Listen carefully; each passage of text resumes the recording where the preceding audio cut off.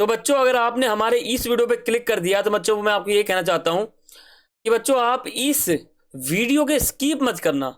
ठीक है, अगर आपने हमारे इस वीडियो को स्किप कर दिया तो आपका बहुत ही ज्यादा नुकसान है, क्योंकि इस वीडियो में मैं आपको सीबीएसई बोर्ड एग्जाम 2024 का जो आपका क्लास 12th का ज्योग्राफी का एग्जाम होने वाला है, तो उसका आपको मैं मोस्ट इंपॉर्टेंट क्वेश्चन बताने वाला हूं।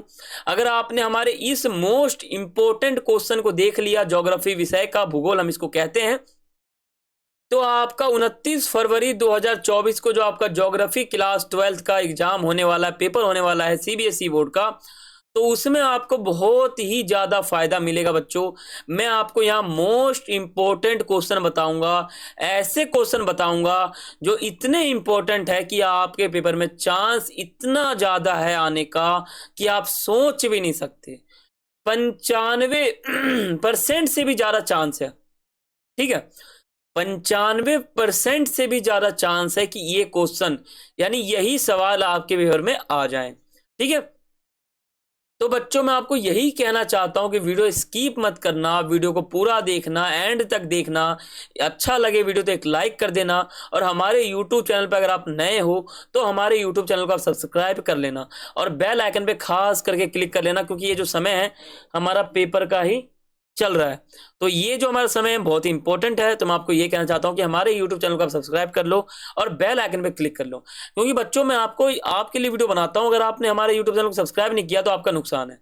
तो बच्चों आप हमारे यूट्यूब चैनल को सब्सक्राइब कर लो, बेल आइकन पे क्लिक कर लो, जिससे आपका फायदा ये होगा कि हमारे वीडियो का नोटिफिकेशन आप तक पहुंचेगा और आप कहीं ना कहीं अपने एग्जाम में टॉप या अच्छे नंबर भी ला सकते हो। ठीक है बच्चों, तो मोस्ट इंपॉर्टेंट क्वेश्चन आपको बताने वाला हूं, वीडियो स्किप मत करना और हमारे यूट्यूब चैनल को आप सब्सक्राइब कर लो और बेल आइकन पे क्लिक करना बिल्कुल मत भूलना। ठीक है बच्चों, और मैं आपको ये बता दूं कि सब्सक्राइब करना इंपॉर्टेंट क्यों है।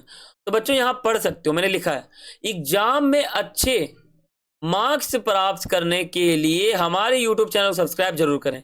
सब्सक्राइब करने से आपका और आपके एग्जाम का बहुत ही अमूल्य फायदा मिलता है। यानी अगर आप हमारे यूट्यूब चैनल को सब्सक्राइब करोगे तो आपको अमूल्य फायदा मिलेगा, बहुत ही ज्यादा अमूल्य फायदा। तो बच्चों आप हमारे यूट्यूब चैनल को सब्सक्राइब कर लो, बेल आइकन पे क्लिक कर लो, जिससे आपका बहुत ही ज्यादा फायदा होगा। अगर आप नहीं कर रहे हो सब्सक्राइब तो आपका बहुत ही नुकसान है बच्चों, मैं आपको कह नहीं सकता, बहुत ही बच्चों आपका नुकसान है। तो आप सब्सक्राइब कर लो, मोस्ट इंपॉर्टेंट है, बेल आइकन पे क्लिक कर लो। तो अब हम वीडियो शुरू करते हैं और मैं आपको मोस्ट इंपॉर्टेंट क्वेश्चन आपको बताने वाला हूं कि 29 फरवरी 2024 को जो आपका क्लास 12th का सीबीएसई का ज्योग्राफी विषय का आपका एग्जाम होने वाला है, तो आपका एग्जाम कैसा आएगा। ठीक है, और बाकी बहुत से इंपॉर्टेंट क्वेश्चन आपको बताने वाला हूं। अगर आपने उन क्वेश्चन को देख लिया, अगर आपने पूरे साल नहीं पढ़ा है ना, तो आप सिर्फ इन क्वेश्चन को देख के जाओ, आप मेरे हिसाब से 95% से भी ज्यादा नंबर अपने ज्योग्राफी में ले लोगे। इन क्वेश्चन को देख के जाना बच्चों, इन क्वेश्चन को देख के जाओ। ठीक है, तो समझते हैं। देखो पहला क्वेश्चन आपके सामने है, मानव की प्रकृतिकरण की व्याख्या कीजिए। तो इसमें बच्चों आपको क्या बताना है, इसमें आपको बताना है कि इसमें आपको ये बताना है कि जो मानव है, मानव मतलब मनुष्य, प्रकृतिकरण मतलब हो जाता है आ, समाज या फिर पर्यावरण कह सकते हो आप। ठीक है, यानी जब मनुष्य प्रकृति का गुलाम था, प्रकृति की पूजा करता था, प्रकृति से डरता था, प्रकृति की सुनता था और प्रकृति से बहुत ही ज्यादा डरता था। प्रौद्योगिकी का विकास नहीं हुआ था, टेक्नोलॉजी का विकास नहीं हुआ था, तकनीक का विकास नहीं हुआ था। तो उस समय मनुष्य कैसा था, आप अपने मन में सोचते जाओ और इसका आंसर अपने आप बनते जाएगा। ठीक है बच्चों, रटना मत, क्योंकि जो आंसर मैंने आपके सामने लिखा है ना, ये क्वेश्चन मैंने लिखा है अपनी तरफ से, लेकिन आप रटोगे तो आपको समझ नहीं आएगा। मैं आपको यही कहना चाहता हूं कि मैं आपको इस वीडियो में क्वेश्चन का हिंट दूंगा और क्वेश्चन बताऊंगा, और बाकी क्वेश्चन आप लिखोगे कैसे वो बताऊंगा। क्योंकि कई बच्चे क्या करते हैं, कई बच्चे जो है रटते रहते हैं, उनको समझ नहीं आता। तो ये क्वेश्चन आपका है, मानव के प्रकृतिकरण की व्याख्या कीजिए। तो इसमें आपको बताना है कि मानव जो है, मनुष्य शुरू में आदिम अवस्था में था, वो प्रकृति से डरता था, उसकी पूजा करता था। ठीक है, प्रकृति को भगवान मानता था। तो आपको यही स्थिति बताना है, इसी स्थिति को बताना, ये कहीं ना कहीं नियतिवादी विचारधारा को दर्शाता है। नियतिवादी विचारधारा में जो भी बातें होती हैं वही बातें यहां पर भी होंगी। ठीक है बच्चों, ये आप यहां पे समझ गए। तो अब हम बात करते हैं अगला क्वेश्चन। अगला क्वेश्चन है, मानव भूगोल के विषय क्षेत्र पर टिप्पणी कीजिए।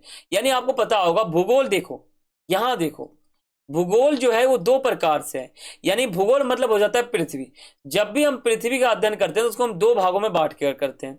एक हो जाता है हमारा भौतिक भूगोल, ठीक है, एक हो जाता है हमारा भौतिक भूगोल, और एक हमारा हो जाता है मानव भूगोल, ठीक है।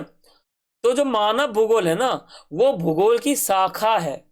यानी भूगोल की कितनी शाखाएं हैं, तो आप कहोगे भूगोल की दो शाखाएं हैं, एक भौतिक भूगोल, एक मानव भूगोल। तो जो मानव भूगोल का क्षेत्र है, ये भूगोल की शाखाएं में से एक महत्वपूर्ण शाखा है। तो ये जो मानव भूगोल है, ये किस प्रकार एक महत्वपूर्ण है, या जो मानव भूगोल है इसके बारे में आपको पूरा व्याख्या करके बताना है। जो मानव भूगोल है वो क्या है, मानव भूगोल की अहमियत क्या है, मानव भूगोल के विषय क्षेत्र पर एक टिप्पणी करना है, आपको बताना है कि मानव भूगोल क्या है, कैसा है, ठीक है। तो ये आप समझ गए। आप इसमें बता सकते हो, मैंने आपके सामने लिखा है कि मानव भूगोल भूगोल की दो शाखाओं में से एक है, ठीक है। वास्तव में भूगोल का मुख्य सरोकार ही पृथ्वी को मानव के घर के रूप में समझना और उन सभी तत्वों का अध्ययन करना जिन्होंने मानव को पोषित किया है। मानव भूगोल में प्राकृतिक तथा मानवीय परिघटनाओं के स्थानीय वितरण, मानवीय जगत के बीच अंतर संबंधों, उनके घटित होने के कारणों तथा विश्व के विभिन्न भागों में सामाजिक और आर्थिक विभिन्नताओं का अध्ययन करते हैं। सामाजिक विज्ञानों के अध्ययन का केंद्र ही मानव होता है। मतलब इसी प्रकार से आपको आंसर बताना है। इसमें आपको क्या बताना है कि मानव भूगोल जो हमारा विषय है ना, पूरा का पूरा, देखो यहां आप समझ लो, भूगोल की दो शाखाएं हैं, एक है मानव भूगोल, एक है भौतिक भूगोल। तो मानव भूगोल क्या है, मानव भूगोल जो विषय है ना, जो शाखा है मानव भूगोल, तो मानव भूगोल कैसा है आपको पूरा ऐसे बताना है बच्चों, ठीक है। मैं आपको एक्सप्लेन करके नहीं बता रहा हूं, मैं आपको सिर्फ क्वेश्चन बता रहा हूं और आपको सिर्फ उसमें आंसर क्या देना है वो बता रहा हूं। मैं वैसे मैंने आपके सामने आंसर लिख भी रखा है, आप पढ़ भी सकते हो। अगर मैं आपको आंसर अच्छे से बताऊं तो आप कहीं ना कहीं हमारा वीडियो काफी लंबा हो जाएगा और आप उतना लंबा वीडियो देखोगे भी नहीं, ठीक है। विश्व में जनसंख्या के वितरण को प्रभावित करने वाले किन्हीं तीन भौगोलिक कारकों की व्याख्या करना है। यानी जनसंख्या, विश्व में जो जनसंख्या है उसको प्रभावित करने वाले जो हमारे भौगोलिक कारक है ना, तीन भौगोलिक कारक आपको बताने हैं। और जनसंख्या वितरण किसे कहते हैं कि जब मान लो मुंबई है, मुंबई में 1,000 लोग हैं, ठीक है, और दिल्ली में जो है उसमें भी 1,000 लोग हैं। अब जब मुंबई के लोग दिल्ली में आ जाएंगे, मान लो मुंबई से 500 लोग दिल्ली में आ गए, तो दिल्ली में कितनी संख्या हो गई, 1500 हो गई। तो अब आप क्या समझे, यानी मुंबई से दिल्ली में जो व्यक्ति आ रहा है ना, तो इसी को जनसंख्या वितरण कहते हैं। यानी किसी क्षेत्र पर लोगों का फैलाव, कोई भी लोग अगर किसी दूसरे क्षेत्र से उठ के किसी और क्षेत्र में जाता है ना, तो वही वितरण है। यानी कोई जनसंख्या, जैसे मान लो मुंबई से 500 लोग दिल्ली क्यों आ रहे हैं, आखिर जनसंख्या वितरण क्यों हो रही है, जनसंख्या इतनी बड़ी जनसंख्या 500 लोग दिल्ली क्यों आ रहे हैं, तो किन्हीं तीन भौगोलिक कारक बताओ, ऐसे कौन से कारण है भौगोलिक जिनसे ये जो मुंबई के 500 लोग हैं वो दिल्ली में आ रहे हैं, ठीक है। तो ये आपको इसमें बताना है।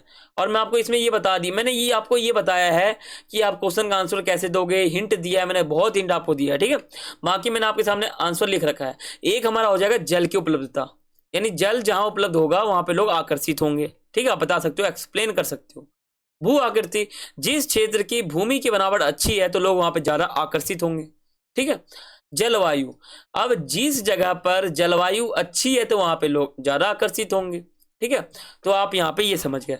तो इसी प्रकार से आपको आंसर देना है। अगला आपके सामने क्वेश्चन है, ये भी आपका मोस्ट इंपोर्टेंट है बच्चों, मोस्ट इंपोर्टेंट, ठीक है। और ये जो आपका है जनसंख्या घनत्व का अर्थ, जनसंख्या घनत्व का अर्थ क्या होता है कि प्रत्येक वर्ग किलोमीटर में रहने वाले लोगों की संख्या को ही जनसंख्या घनत्व कहते हैं, ठीक है। मान लो ये हमारा 1 किलोमीटर प्रति किलोमीटर, ठीक है, 1 किलोमीटर में जितनी भी जनसंख्या है, 200 है या 300 है या 400 है, तो इन सभी लोगों को हम क्या कहते हैं, जनसंख्या घनत्व, ठीक है बच्चों। और जनसंख्या घनत्व, देखो विश्व में जनसंख्या वितरण को प्रभावित करने वाले 4 भौगोलिक कारकों को उदाहरणों के साथ बताना है। यानी यहाँ दो चीज पूछा गया है, जनसंख्या घनत्व क्या है और जनसंख्या वितरण को प्रभावित करने वाले कारक। तो कारक तो आपके यही हैं जो मैंने आपको पीछे बताया ना, ये देखो, आप यहाँ पे देखो, ये कारक है, आप यही कारक आपको वहां पे भी बताना है, ठीक है। आप यहाँ पे ये समझ गए, ठीक है बच्चों, यहाँ पे यहाँ समझ गए। देखो, विकास एक गुणात्मक परिवर्तन है जिसका मूल्य सदैव सकारात्मक होता है, इस कथन का समर्थन किन्हीं 3 उपयुक्त तर्कों से करें। तो ये इंपॉर्टेंट है, विकास का अर्थ क्या होता है, विकास के बारे में मैंने आप बता रखा, ठीक है। और ये क्वेश्चन आपका इंपॉर्टेंट है, ठीक है बच्चों। तो यहाँ पे मैंने आपको मोस्ट इंपॉर्टेंट क्वेश्चन बताए हैं, और मैं बच्चों आशा करता हूं कि आपने अभी तक हमारे यूट्यूब चैनल को सब्सक्राइब कर लिया होगा और बेल आइकन में क्लिक कर लिया होगा। अगर आपने सब्सक्राइब कर लिया तो आप मेरे हिसाब से 70 में से 65 नंबर ले लोगे, मेरे हिसाब से मैं आपको दिलाऊंगा नंबर, ठीक है। लेकिन हमारे यूट्यूब चैनल को आप सब्सक्राइब कर लो, बेल आइकन में क्लिक कर लो, और वीडियो को लाइक करो, वीडियो को शेयर करो, कमेंट करो, और मुझे बताओ कि आपको वीडियो कैसा लगा है। और सब्सक्राइब करना बच्चों मोस्ट इंपॉर्टेंट है, ठीक है बच्चों। तो फिर मिलते हैं अगले वीडियो में, तब तक के लिए सभी को थैंक्स फॉर वॉचिंग। जय हिंद, जय भारत।